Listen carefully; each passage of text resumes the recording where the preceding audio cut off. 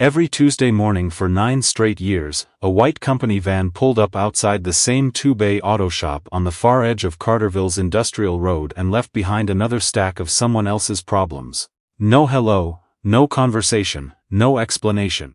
Just a clipboard, a work order, and whatever broken piece of commercial refrigeration equipment Coldstream Solutions had decided wasn't worth their own technician's time that week. The driver never turned off the engine. Alan Marsh was 44 years old, hands that would never fully come clean, no matter how long he scrubbed them. Broad across the shoulders from years of lifting compressed scissors and crawling under walk-in coolers. Hair that had gone salt and pepper earlier than it should have, probably from stress more than genetics. Quiet in a way that people sometimes mistook for unfriendly, until they realized he simply didn't waste words on things that didn't matter. His shop sat at the dead end of Millbrook Avenue, wedged between a tire distributor that had been closing for 3 years, and a concrete wall with someone's faded mural on it. The sign above the door read Marsh Refrigeration and HVAC, in letters that had once been read. 2 bays, a parts room in the back, a small office where a space heater ran from October through April, and a photo of his daughter Cora sat on the desk next to the invoicing binder. It wasn't much to look at, but inside that shop, Alan Marsh could diagnose a failing compressor by the sound it made. On startup, he could trace an electrical fault through 40 feet of conduit in a building he'd never been in before. He understood refrigeration systems the way some people understand music.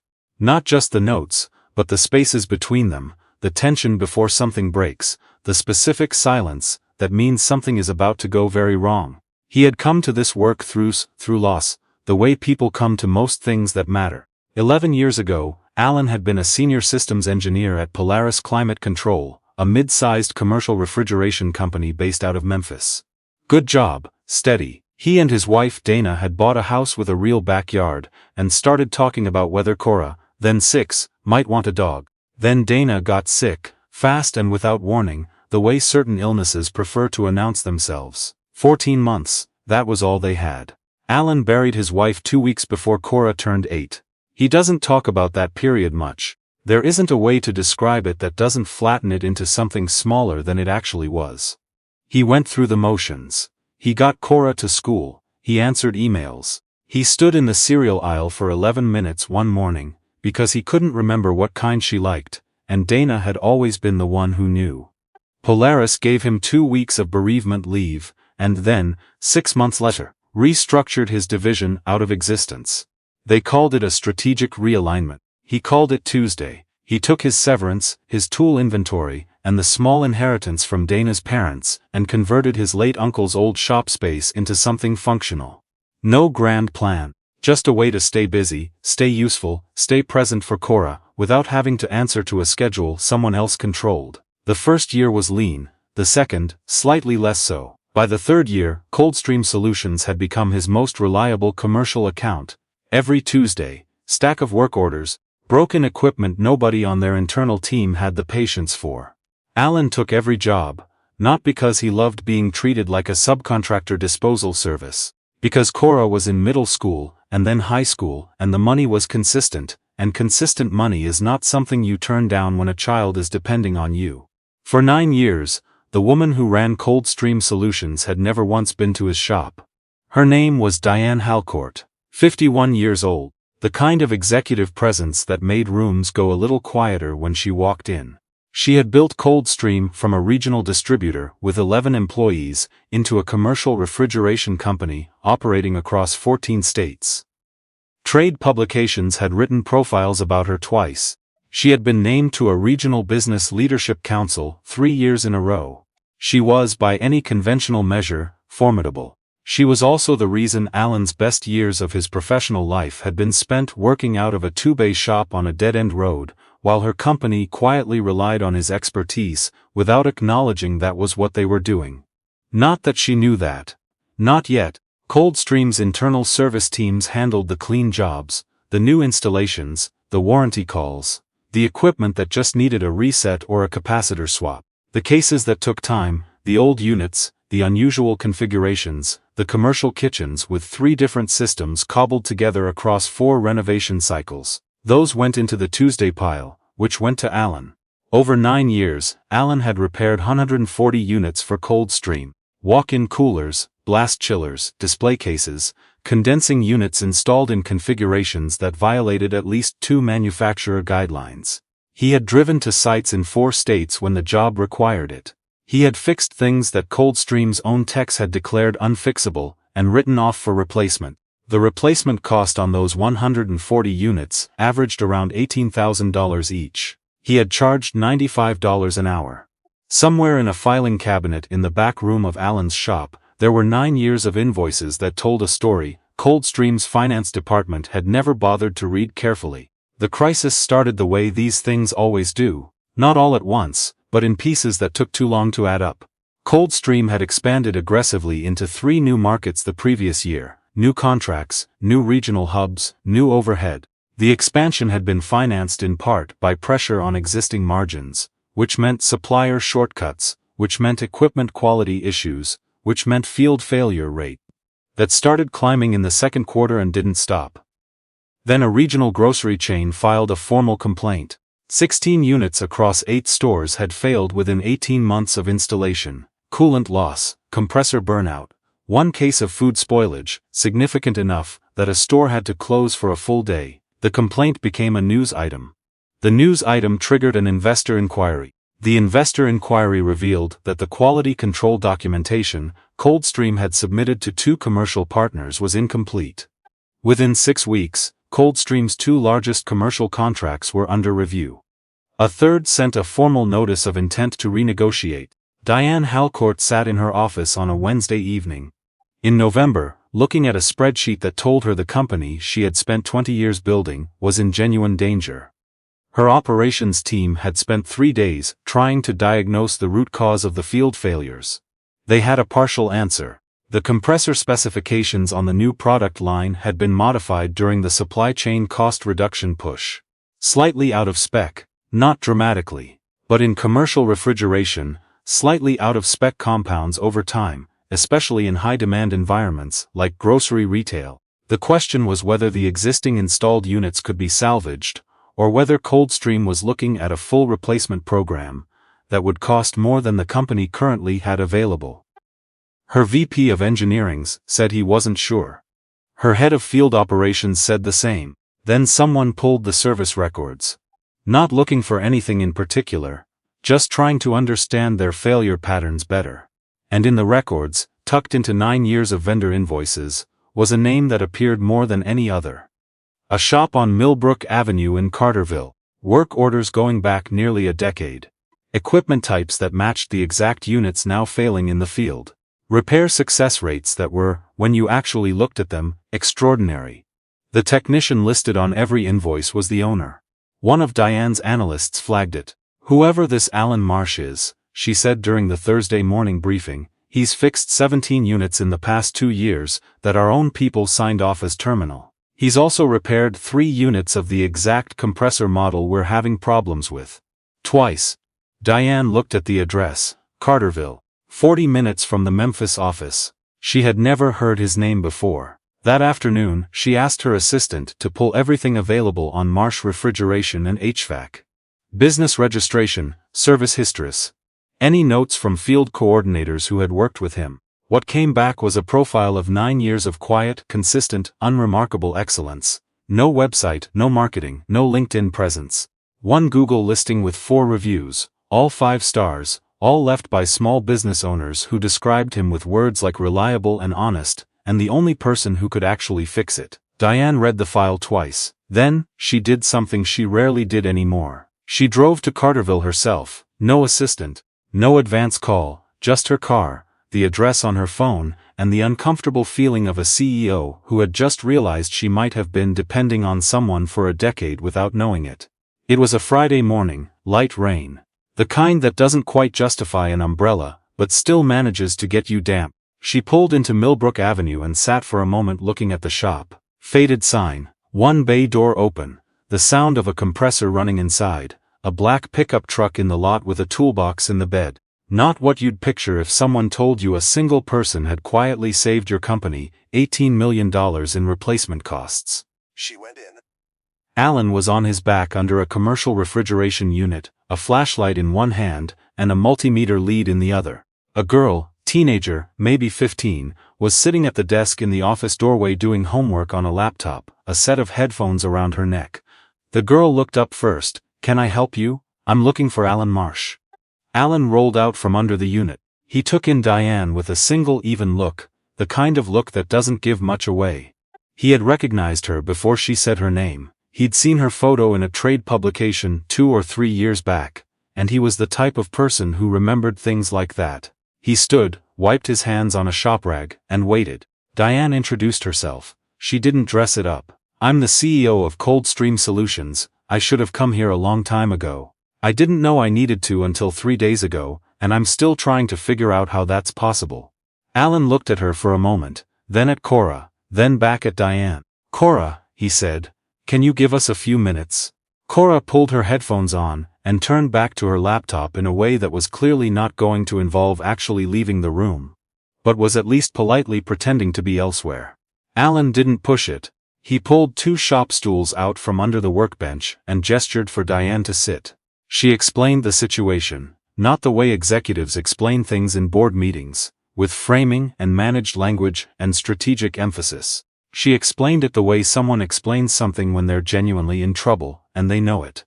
The expansion, the supplier substitutions, the compressor failures, the contracts under review, the possibility that the company might not come through this if they couldn't identify and solve the root cause fast enough.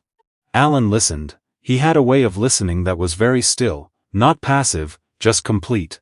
He wasn't formulating his response while she was talking. He was actually hearing her. When she finished, he asked 3 questions. They were not the questions she expected. He asked about the operating environment profile on the failing units, ambient temperature range, duty cycle, what the defrost intervals had been set to. He asked whether the compressor supplier had provided the actual tolerance documentation on the modified spec or just the summary sheet.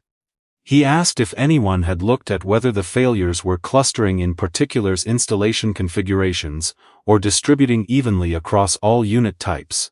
Diane didn't know the answers to any of them offhand. She said so. Alan nodded once, the way someone nods when they've just understood something they already suspected. "The summary sheet tells you the spec passed," he said. "It usually doesn't tell you what happens to the tolerance stack when you combine it with a condenser that's working at 95% capacity in a 90-degree ambient environment, which is most grocery store back-of-house environments in the South, from May through September." He said it the same way he might describe a weather pattern. Matter of fact. No drama. Diane looked at him for a moment. "Can you fix it? I don't know yet. I'd need to see the actual spec documentation and look at 2 or 3 of the failed units in person. But if I had to guess, based on what you've described, I'd say there's probably a control sequence adjustment that would reduce the compressor stress significantly. It won't fix units that are already damaged, but it might stop the ones still running from getting there.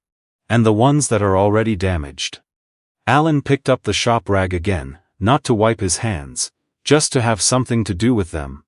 It was a habit Diane would come to recognize over the following weeks. He reached for it when he was weighing something. Depends on how far gone. Some of them, probably fixable, not all. There was a silence. Cora turned a page in whatever she was reading without looking up. "I'd like to hire you," Diane said. "Formally, whatever arrangement makes sense. I need someone who actually understands these systems working alongside our engineering team on this." Alan looked toward the office, where Cora had now very subtly tilted her headphones so one ear was exposed. "I'm not moving to Memphis," he said, "and I'm not going to be available Monday mornings between 7:45 and 8:20, or most afternoons before 4:30, or any evening where there's a school thing." Diane blinked. She had not had someone set terms in an initial meeting in quite a while. "Cora's schedule," she said. "Cora's schedule," Alan confirmed. "I can work with that, and I keep the shop. I'm not shutting down my other clients, fine. And I want to see the actual engineering documentation. Not summaries, not what the supplier provided for the product launch. The actual tolerance stack analysis. I'll have it sent to you by end of day." Alan looked at her for a moment longer. Then he nodded, not warmly, not coldly, just a recognition that they had reached an understanding. "I'll need a week to clear my board," he said. Tuesday's already spoken for. He said that last part without a trace of irony, but it landed anyway. Next 6 weeks were not a Hollywood recovery montage. They were long, methodical, and technically demanding in ways that didn't make for dramatic storytelling, but resulted in something real. Alan drove to 4 sites. He pulled units, examined the failed components, ran the numbers on the tolerance documentation that Coldstream's engineering team finally produced. He found what he'd suspected. The compressor modification, in combination with standard industry condenser sizing practices in high ambient environments, was producing thermal stress the units weren't rated to handle long-term. Not a catastrophic design failure, it's a slow compounding one. More dangerous in some ways, because it looked fine right up until it didn't. He developed a field adjustment protocol that recalibrated the defrost timing and cut the duty cycle enough to reduce peak thermal load. Not a permanent fix for damaged units, but a documented, implementable procedure that Coldstream's techs could apply to the full installed base. He also identified 17 units, across 4 sites, that were close enough to the failure threshold that preventive replacement was the right call. Not guesswork, documented, specific, supported by measurement data. The kind of recommendation that doesn't leave room for argument. Diane's engineering team, to their credit, didn't argue. Most of them had figured out within the first week that the man from the shop on Millbrook Avenue understood these systems better than anyone in their department. A few found it uncomfortable. Most found it clarifying. One of the younger engineers, a guy named Patrick, who had joined Coldstream 6 months before out of an HVAC program in Nashville, started staying late when Alan was on site just to watch him work. Not intrusively. Just the way you stay close to someone when you realize you can learn something you can't get from a textbook. Alan noticed. He started explaining what he was doing as he did it. Not teaching exactly, just thinking out loud in a way that happened to be useful if you were paying attention. Diane noticed that too. By the 5th week, Coldstream's 2 largest commercial contracts had moved from under review to active negotiation. The grocery chain complaint was addressed with documentation, a remediation plan, and a transparency that the chain's facilities director later told Diane he hadn't expected. 1 contract was extended. The second was renegotiated on new terms. Terms that were slightly less favorable to Coldstream but sustainable in a way the previous terms hadn't been. The company was not saved perfectly. It was saved honestly, which, as Diane had started to understand, was more durable. One evening toward the end of the engagement, Diane stopped by the shop without a specific agenda. Alan was closing up, tools back on their hooks, floor swept, the space heater doing its best against the November cold. Cora was at the desk, asleep in her coat with her head on a folded-up jacket, an empty thermos next to her. Diane stood in the doorway for a moment before Alan noticed her. "Long day?" she said quietly, nodding toward Cora. "They're all long," Alan said. He said it without self-pity, just as a fact. Diane looked at the shop. The organized tools, the careful stacking of parts boxes, the photo on the desk visible from where she stood even in the dim work light. She had spent 20 years optimizing systems, improving margins, scaling operations. She had been very good at knowing what a business needed. She had been considerably less good at knowing what it owed. "I've been thinking," she said, "about what a formal consulting arrangement looks like going forward. Long-term. With a retainer that reflects what you've actually been worth to this company." Alan looked at her without expression. "Because the Tuesday arrangements," Diane said, "were a bad deal for you, I didn't structure them, I didn't review them, I treated your shop like a line item. I'm not going to pretend that was acceptable now, that it's inconvenient not to." It was the most direct thing she had said to him since the first day she walked in. Alan thought about it. For a moment, he looked at Cora sleeping in the chair. He looked at the invoice binder on the desk, 9 years thick. "What does the arrangement look like?" he said. "You tell me what you need," Diane said. "I'll tell you what works for Coldstream. We'll find the middle." Alan nodded, just once. The way he nodded when something made sense. "Cora's schedule doesn't change," he said. "Understood, and I want Patrick on the technical side. He's good, he just hasn't been given real problems to work on yet." Diane didn't hide her surprise. "You want to help train our engineers?" Alan looked at her like the question was slightly absurd. "Someone trained me," he said. "That's how it works." 3 months later, Monday mornings on Millbrook Avenue looked different. Not unrecognizable. Alan still opened the shop at 7, still made the same pot of coffee in the same 12-cup maker that had been there since he took over the space, still checked the day's work orders before Cora came down from the apartment upstairs to leave for school. But the white van didn't come anymore. Nobody left a clipboard on the bench and drove away without saying a word. Instead, there were calls, conversations, problems described with actual context by people who knew his name and had come to understand that, when Alan Marsh told you what was wrong with something, it was because he had found what was wrong with something. Patrick drove down from Memphis twice a month and worked alongside him on Coldstream accounts. He was getting better fast, the kind of better that happens when someone finally has a reason to pay attention. Alan taught him to listen to the equipment the way his own father had taught him, years ago in a different shop in a different city.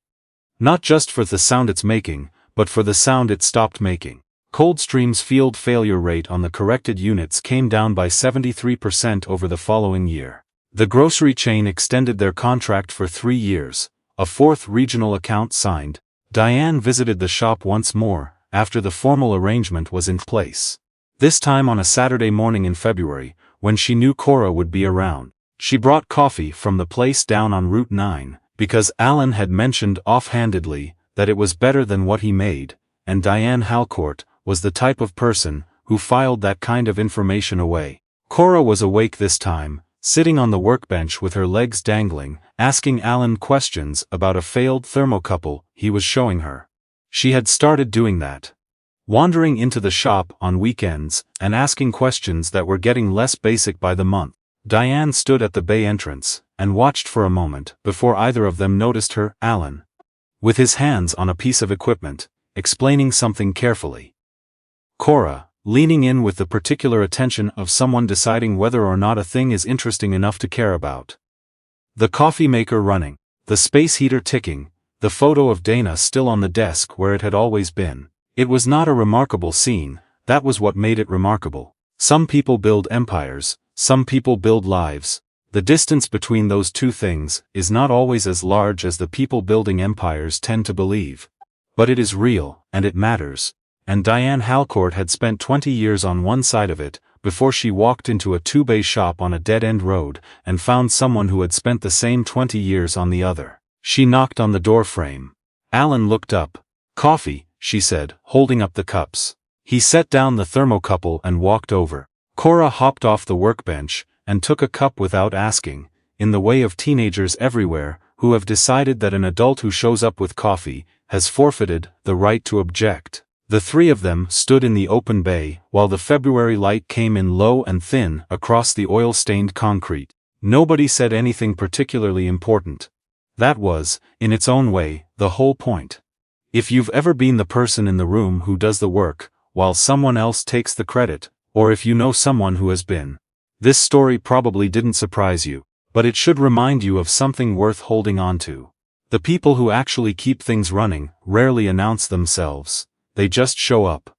They fix what's broken, they go home. And sometimes, eventually, the people in charge of the empires figure out what they've been missing. Sometimes not too late.